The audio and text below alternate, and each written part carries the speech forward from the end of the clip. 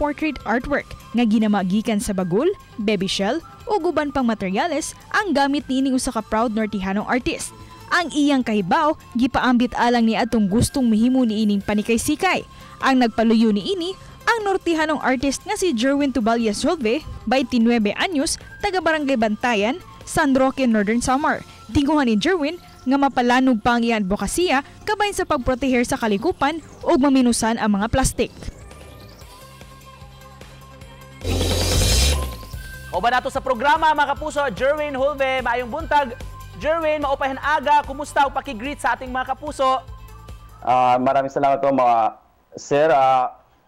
Magandang umaga po sa inyong lahat mga kapuso. Thank you for joining us this morning. Jerwin, kumusta ang long weekend, ang bakasyon mo? Ito sa shop nag-stay. Maraming mga rush order kasi tapos may mga portrait din na ginagawa. So yun yung muna yung pinagugulan ko ng pansin. So habang ang iba, Jerwin, ay nagbabakasyon ngayong panahon, ikaw naman ay busy sa paglikha ng mga obra, yung mga nagpa-commission sa iyo. Can you share to us itong mga ginagawa mo ngayon, Jerwin? Ito po yung mga coconut shell portrait po. Using coconut shell talaga na yung gamit ko na mga portrait. Yan po yung ngayon yung pinagka-BBC-han ko. Yung coconut shell portrait, couple portrait, family portrait, nagawa po sa coconut shell na instead na gumamit ng material para maging unique naman at maiba, gumamit ako ng sarili kong version ng art style ko. Ito yung coconut shell portrait po. Sa unang tingin, Jerwin, na parang kailangan talaga ng mataas na ng pasensya sa paggawa ng ganyang mga artworks. Gaano kahirap ang gumawa ng ganitong mga obra, Jerwin? Actually, pag yung pinag-usapan mahirap talaga dahil yung material ko coconut shell. Actually, yung coconut shell, alam niyo naman natin lahat na matigas ito. Pero para maging maiba naman, yan, yung ginamit ko na mga material, coconut shell talaga, yung para makabuo ko ng isang obra. Tapos, yung pasensya talaga dyan, yung kailangan attention in mind, yung ginagamit ko na principle sa handicraft, in-apply ko dito para makabuo ko ng isang obra. Saan ka kumuha ng ideya nito, Jerwin? Sinong inspirasyon mo? Kung ba't ito yung gamit mo sa mga obra mo?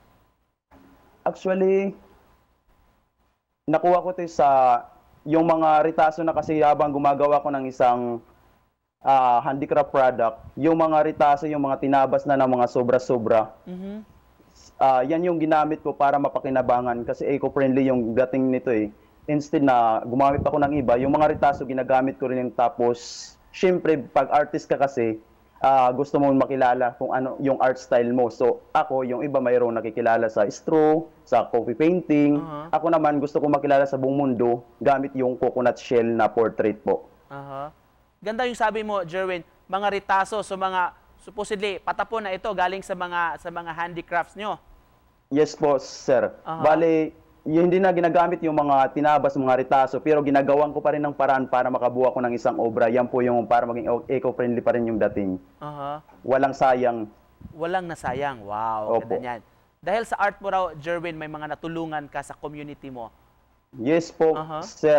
Actually, yung mga out of school youth dito, yung mga estudyante na gustong magkumita ng pera na pang gusto sa mga school supply nila, kinukuha ko sila sa may labor para at the same time kumikita na sila, natututo pa sila. Yan yung advokasya ko eh. Na not all the time, aside sa may trabaho sila, may sideline pa na nakaka-proud lang na galing sa mga turo ko. Yun po yung napakagandang pakinggan. Magaling ako dahil tinuruan ako ni Sir Jerwin yung gano'n.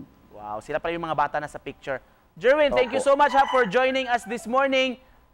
Salamat at of course carry on with your artwork na marami kang natutulungan. Mga kapuso, gikan sa Northern Samar, si Jerwin, ang atong bidang artist karong butaga. Thank you, Jerwin! Salamat po, sir. Salamat sa time.